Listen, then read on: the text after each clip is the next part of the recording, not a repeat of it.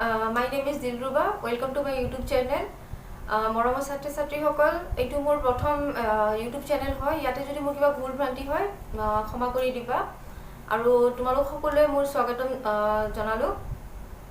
So মই তোমালোকক উচ্চতৰ মাধ্যমিকৰ কলা শাখাৰ শিক্ষা বিষয়টোলৈ তোমালোকৰ ওচৰত আহিছো আৰু শিক্ষা বিষয়টো কি এইখিনি আমি থুলমূলকৈ আমি আলোচনা কৰিম আজি সো প্ৰথম পাঠটো হৈছে এইটো হৈছে কি আমাৰ শিক্ষাৰ লক্ষ্য শিক্ষাৰ ধাৰণা আৰু লক্ষ্য এই শিক্ষাৰ লক্ষ্য ধাৰণা আৰু লক্ষ্যৰ ভিতৰত কি কি সোমাই আছে আমি প্ৰথমে আমি সেইখিনি চাম যে প্ৰথমে আছে যে শিক্ষা কি শিক্ষাৰ বুৎপত্তিগত অৰ্থ কি তাৰ শিক্ষাৰ সংজ্ঞাবিলাক কি কি আছে লগতে শিক্ষা কেই প্ৰকাৰৰ আৰু শিক্ষাৰ লক্ষ্যসমূহ কি কি এই সকলোখিনি কথা আমি আলোচনা কৰিম সো এতিয়া আমি প্ৰথম টপিকটোলৈ আমি আহো যে শিক্ষা কি শিক্ষা বুলিলে আমি কি বুজো সো এটা কথাত আমি জানো যে শিক্ষা বুলিলে সৰল অৰ্থত আমি এটাই ক'ব পাৰো যে জন্মৰ পৰা মৃত্যুৰ আগমুহূৰ্তলৈকে আমি যিখিনি শিক্ষা গ্ৰহণ কৰো বা যিখিনি শিকো হেতুক আমি শিক্ষা বুলি ক'ব পাৰো আৰু শিক্ষাই আমাক কি শিকাই আছে যে কোনো এটা পৰিৱেশত আমি কেনেকৈ নিজকে খাপ খুৱাব পাৰো বা আমাৰ মানুহবিলাকৰ বা আমাৰ নিজৰ আচৰণবিলাক আমি কেনেকৈ এই পাঠটোৰ জৰিয়তে আমি সকলোখিনি কথা গম পাম তাৰ পিছত চোৱা প্ৰথমতে আহিব যে শিক্ষাটোতো গম পালো সো এটা শিক্ষা শব্দটো কি আৰু শিক্ষা শব্দটো ক'ৰ পৰা আহিছে সো শিক্ষা শব্দটো কি এটোতো মই ক'লোৱে যে শিক্ষা এটা হৈছে কি জন্মৰ পৰা মৃত্যুৰ আগমুহূৰ্তলৈকে আমি যি শিকি আছো সেইটোৱে হৈছে আমাৰ শিক্ষাৰ কেতিয়াও আমাৰ অন্ত নাই ঠিক আছে এতিয়া আহিব আমাৰ যে শিক্ষা কোনটো শব্দৰ পৰা আহিছে যে শিক্ষাৰ শব্দৰ অৰ্থবিলাক কি কি এটা কথা মনত ৰাখিবা যে শিক্ষা শব্দটো এটা লেটিন শব্দ আৰু এই লেটিন শব্দ ই আৰু ডকৰ পৰা আহিছে আৰু ইৰ অৰ্থটো কি আমি সেইটো জানিব লাগিব ডকৰ অৰ্থ কি জানিব লাগিব ঠিক এনেদৰে আৰু কেইবাটাও অৰ্থ ওলাই আহিছে ইয়াৰ পৰা আমি সেইখিনি কথা আগলৈ আলোচনা কৰিম সো প্ৰথমেটো কি হৈছে শিক্ষা অৰ্থটো কি অৰ্থ নহয় শিক্ষা কোনটো ভাষাৰ পৰা আহিছে বুলি কম আমি শিক্ষা লেটিন ভাষাৰ পৰা আহিছে কোনটো শব্দৰ পৰা ই আৰু ডকৰ পৰা যে ইৰ অৰ্থ কি আৰু ডকৰ অৰ্থটো কি আমি প্ৰথমে গম পাব লাগিব সো ইৰ অৰ্থ হৈছে জোৰ পৰা আৰু ডকৰ অৰ্থ হৈছে মই আগবাঢ়ো তাৰ মানে জোৰ পৰা মই আগবাঢ়ো এটা প্ৰথম কথাটো হ'ল আমি গম পালো কি প্ৰথমেটো যে যে এডুকেশ্যন শব্দটো কি এটা লেটিন শব্দ আৰু লেটিন শব্দ কোনটোৰ পৰা আহিছে ই আৰু ডকৰ পৰা ইৰ অৰ্থটো কি জোৰ পৰা আৰু ডকৰ অৰ্থটো কি হৈছে মই আগবাঢ়ো তাৰ মানে জোৰ পৰা মই আগবাঢ়ো তাৰ পিছৰ অৰ্থটো আছে আৰু এটা লেটিন শব্দৰ পৰা আহিছে যে কোনটো এডুচিয়াৰ মানে কি আমি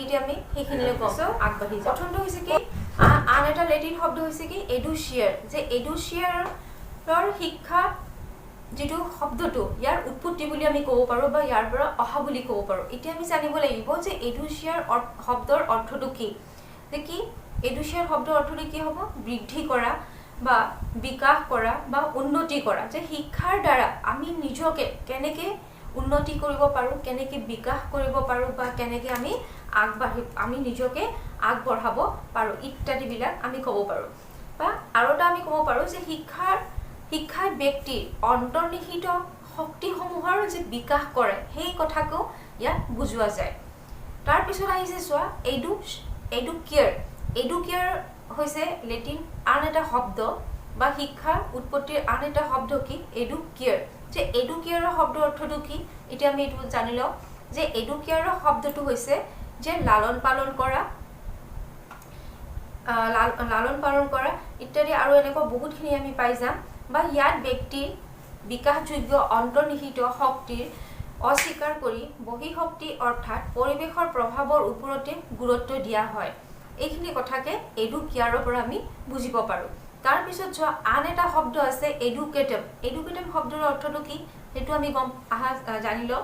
যে এডুকেটৰ শব্দৰ অৰ্থটো হৈছে কি শিক্ষাদান কাৰ্য যে আমি কেনেধৰণে নিজকে মানে শিক্ষাদান কৰাব পাৰো বা কেনেকৈ কৰোঁ যে ইয়াৰ কি হৈছে ইয়াৰ যোগেদি ব্যক্তি বিকাশৰ ক্ষেত্ৰত বহিঃশক্তি বিশেষকৈ শিক্ষাৰ ভূমিকাৰ ওপৰত গুৰুত্ব দিয়া হয় সো এটা আমি কি গম পালো যে এডুকেশ্যন শব্দটো বা এডুকেশ্যনটো কি হয়, এডুকেশ্যন শব্দটো ক'ৰ পৰা আহিল, বা এডুকেশ্যন শব্দৰ অৰ্থবিলাক মানে ক'ৰ পৰা আহিছে, লেটিন শব্দ কোনকেইটা শব্দৰ পৰা আহিছে, লেটিন ভাষাৰ কোনকেইটা শব্দৰ পৰা আহিছে, ই আৰু ডকো, তাৰপিছতো আহিছে এডুচিয়াৰ, তাৰপিছৰ পৰা আহিছে কি এডুকেয়াৰ, তাৰপিছত আহিছে এডুকেটাম, আৰু প্ৰত্যেকটোৰ আমি কি গম পালোঁ যে অৰ্থবিলাক গম পালোঁ। তাৰপিছত চোৱা ইয়াৰ লগতে আমাৰ জানিব লাগিব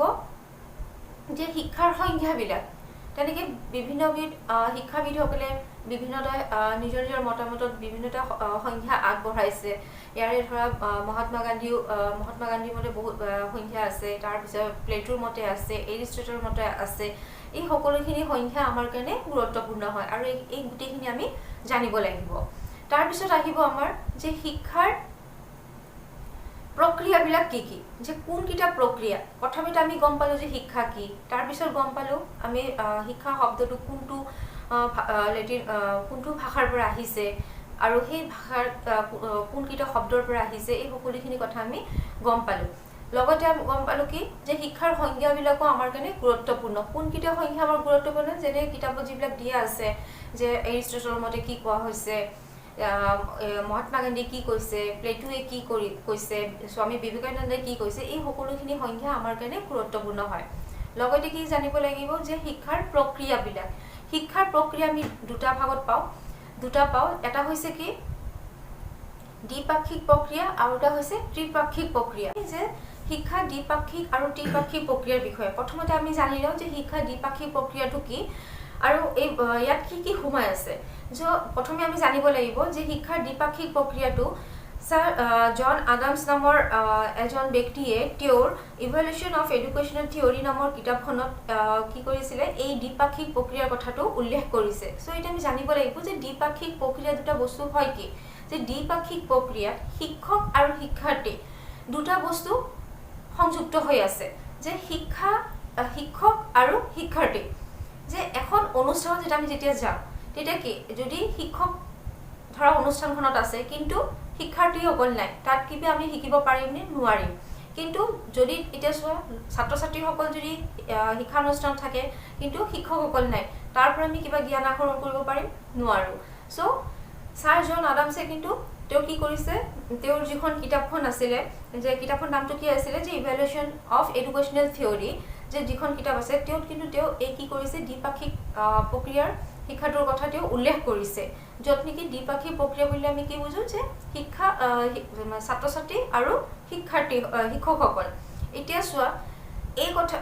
এই দ্বিপাক্ষিক প্ৰক্ৰিয়াটো কিন্তু বেছি দূৰলৈকে কি নহ'ল, এইটো প্ৰযোজ্য কৰা নহ'ল। কিয়নো ইয়াত অকল শিক্ষক আৰু শিক্ষাৰ্থীসকল আছে। সেইকাৰণে কি কৈছে, ছাৰ জন ডিউ নামৰ আৰু এজন ব্যক্তিয়ে কি কৰিছে, তেওঁ কি কৰিছে, শিক্ষা ত্ৰিপাক্ষিক পদ্ধতিটো ওলাইছিলে। আৰু সেই ত্ৰিপাক্ষিক প্ৰক্ৰিয়াটোত কি আছিলে, যে শিক্ষক শিক্ষাৰ্থীৰ লগতে কি আছিলে, পৰিৱেশ। এই তিনিটা বস্তু কিন্তু আমাৰ লগত ওতঃপ্ৰোতভাৱে জড়িত আছে। যে এখন শিক্ষানুষ্ঠান যেতিয়া আমি যাওঁ বা শিক্ষানুষ্ঠানসমূহ কেনেকৈ হ'ব লাগিব, কেনেকৈ পৰিৱেশত হ'ব লাগিব, পৰিৱেশটো কিন্তু আমাৰ কাৰণে গুৰুত্বপূৰ্ণ। যে জন ডিউ কি কৰিছিল, যে শিক্ষাক যে ত্ৰিপাক্ষিক পদ্ধতি সেই হিচাপে অভিহিত কৰিছিলে। যে এতিয়া জানিব লাগিব যে ত্ৰিপাক্ষিক প্ৰক্ৰিয়াটো কি, যে ত্ৰিপাক্ষিক প্ৰক্ৰিয়াটো যে শিক্ষক শিক্ষাৰ্থী আৰু সামাজিক পৰিৱেশ। ইয়াত এটা কথা আছে যে শিক্ষক আৰু শিক্ষাৰ্থীৰ বাহিৰেও সামাজিক পৰিৱেশক শিক্ষাৰ ফলপ্ৰসূ কৰি তোলে। যে শিশুৱে সামাজিক পৰিৱেশত ডাঙৰ দীঘল হয় আৰু শিক্ষাৰ্থী আগ্ৰহ অভিৰুচি অনুযায়ী শিক্ষাৰ আঁচনি প্ৰস্তুত কৰিব লাগে আৰু শিক্ষা প্ৰদান কৰিব লাগে আৰু উচিত মূল্যায়ন কৰিব লাগে। এইখিনি কথা আমি আজিৰ এইখিনি বিষয়ে আমি গম পালোঁ। নেক্সট ক্লাছত আমি বেলেগ এইখিনি যাম, যে শিক্ষাৰ প্ৰকাৰ কি কি, তাৰপিছত ইয়াৰ লক্ষ্যবিলাক কি কি, এই সকলোখিনি কথা আমি পিছৰ ভিডিঅ'টোলৈ আমি আগবাঢ়ি যাম। আজি মোৰ ভিডিঅ'টো যদি তোমালোকৰ ভাল লাগিছে, then like, share and comment কৰিবা। ধন্যবাদ।